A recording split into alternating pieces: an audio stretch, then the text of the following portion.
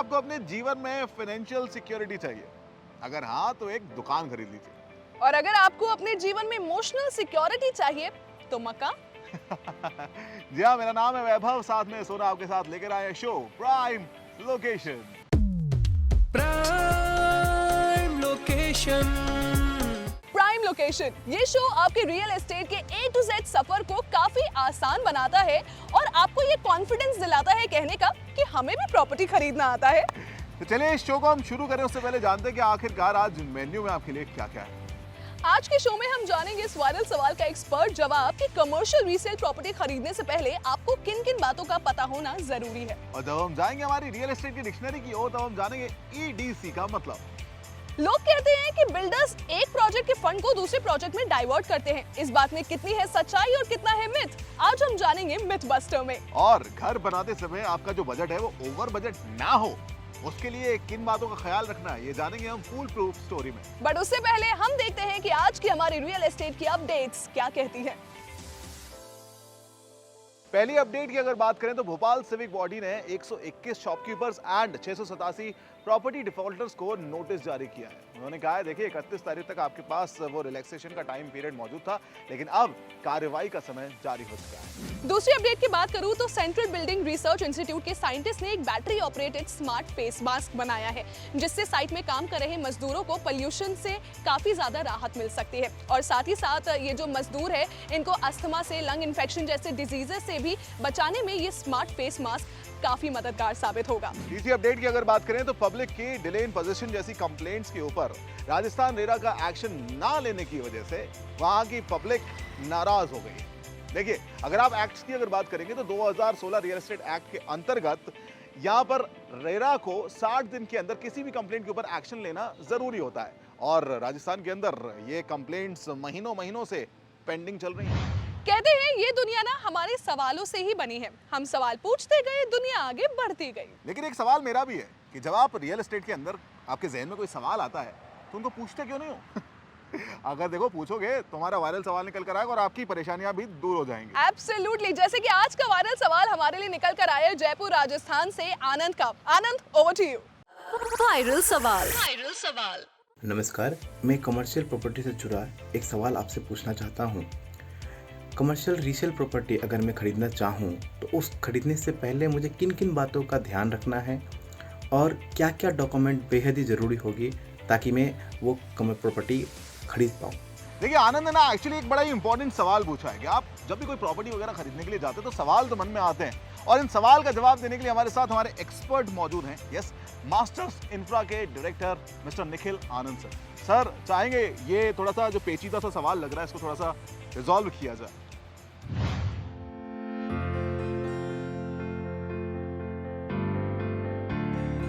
That depends on the first buyer, that he has done all the documents from the RERA and everything. And for the resale property, a person should check all the receipts of the first buyer, what he has given it taken from the builder, and check all the documents again from the RERA website, and also visit the builder office once himself and then take the property. उसके बाद ही वो उसके ऊपर हाथ डाले, otherwise वो धोखा खा सकता है, क्योंकि वो बिल्डर के पास अगर नहीं जाएगा और उस प्रॉपर्टी के सारे पेपर खुद नहीं देखेगा कि इस आदमी ने खरीदी हुई है, तभी वो उसके अंदर हाथ डाले, अदरवाइज ना डाले। It is rightly said, to be an expert, listen to an expert. Thank you so much Nikhil sir for such a beautiful answer. अगर आपके पास भी कोई रियल एस्टेट से जुड़ा सवाल है तो भेजिए हमारे व्हाट्सएप नंबर 9506-104-104 पर, या फिर कमेंट भी कर सकते हैं आप अपना वायरल सवाल। मैं एक आर्टिकल ऐसे एक्सप्लोर कर रहा था, तो मुझे एक टर्म दिखा EDC, एंड ये काफी सुना नहीं लग रहा था। काफी सुना लग रहा है, but what exactly is EDC? आपको भी अगर यही लग रहा है कि ये मतलब टर्म तो सुना हुआ है लेकिन इसका मतलब क्या होता है, let's go for our real estate की dictionary. Real estate dictionary. So basically real estate की डिक्शनरी के हिसाब से EDC का मतलब होता है एक्सटर्नल डेवलपमेंट चार्जेस। ये ऐसे इंफ्रास्ट्रक्चर डेवलपमेंट चार्जेस होते हैं जो कि स्टेट डेवलपमेंट एजेंसी डेवलपर्स पे लगाती है। अब बात ये आती है कि ये चार्जेस क्यों लगाए जाते हैं। सबसे पहली चीज ये है कि टाउन लेवल पर वो बेटर इंफ्रास्ट्रक्चर फैसिलिटीज को प्रोवाइड की जा सके। अगर आप देखेंगे कौन कौन से ऐसे एक्सटर्नल चीज़ें होती हैं जो आपको मिलती हैं थ्रू ईडीसी, आप देखेंगे तो आपको सीवर मिलता है, आप देखेंगे आपको रोड्स मिलती हैं, ड्रेनेज सिस्टम आपको मिलता है, वाटर सप्लाई आपके लिए होती है, जो रोड्स पर आप इलेक्ट्रिकल सप्लाई देखते हैं वो भी इसी में आती है, फायर स्टेशंस और ना जाने बहुत सारी ऐसी चीज़ें होती हैं जो इसके अंदर इंक्लूड होती हैं। बेसिकली आपके मैं क्या कहूँ, आपके कॉलोनी के अंदर या बाहर की जो चीज़ें होती हैं वो इसके अंदर इंक्लूड हो जाती हैं। एब्सोल्युटली। और इन सबको बनाने के लिए जो चार्जेस होते हैं ना, उन्हीं को हम एक्सटर्नल डेवलपमेंट चार्जेस कहते हैं, जो कि लेटर ऑन जो बिल्डर्स होते हैं वो बायर्स को पास ऑन भी कर देते हैं। इन शॉर्ट ये सब आपके प्रॉपर्टी बिल में ऐड होता है। अक्सर आपने लोगों को ऐसा कहता हुआ सुना होगा कि भाई बिल्डर्स ना पूरी तरीके से फ्रॉड करते हैं, ये कभी भी टाइम पे कोई भी प्रोजेक्ट खत्म नहीं करते, इधर से पैसा लेते हैं दूसरे प्रोजेक्ट में लगा देते हैं, इसीलिए इनका कोई भी प्रोजेक्ट एंड मोमेंट पे खत्म नहीं होता है। देखो अब सोचने वाली बात ये है कि ये सच है या फिर मिथ, इसीलिए हम लेकर आए हैं myth buster. Myth buster. So basically RERA के आने से पहले बिल्डर्स में ये प्रैक्टिस काफी ज्यादा आम थी, जिसको कहा जाता है फंड डाइवर्जन। वो क्या करते थे कि एक प्रोजेक्ट से पैसे लेते थे और उसके बाद उसको किसी और प्रोजेक्ट में डाइवर्ट कर देते थे ताकि उनसे वहां पर भी तुरंत पैसे कमाए जा सके। बट रेरा के आने के बाद से ना ये प्रोसेस एक्चुअली चेंज हुआ है। अब हुआ क्या है कि अगर इस टाइम पर कोई डेवलपर लोगों से पैसे लेता है अपने किसी अनडेवलप्ड प्रोजेक्ट के लिए, तो उनको उसका 70% एक सेपरेट अकाउंट में रखना होता है, जिसके ऊपर सीए अपनी कड़ी निगरानी रखता है। सो बेसिकली इस अकाउंट से जो पैसा निकाला जाता है या तो वो प्रॉपर्टी के कंस्ट्रक्शन के लिए निकाला जाएगा या फिर लैंड डेवलपमेंट के लिए निकाला जाएगा। और अगर बाय एनी चांस बिल्डर्स ऐसा करने में असफल होते हैं तो एंटायर प्रोजेक्ट की कॉस्ट से 5 to 10% उनसे पेनल्टी वसूली जाएगी।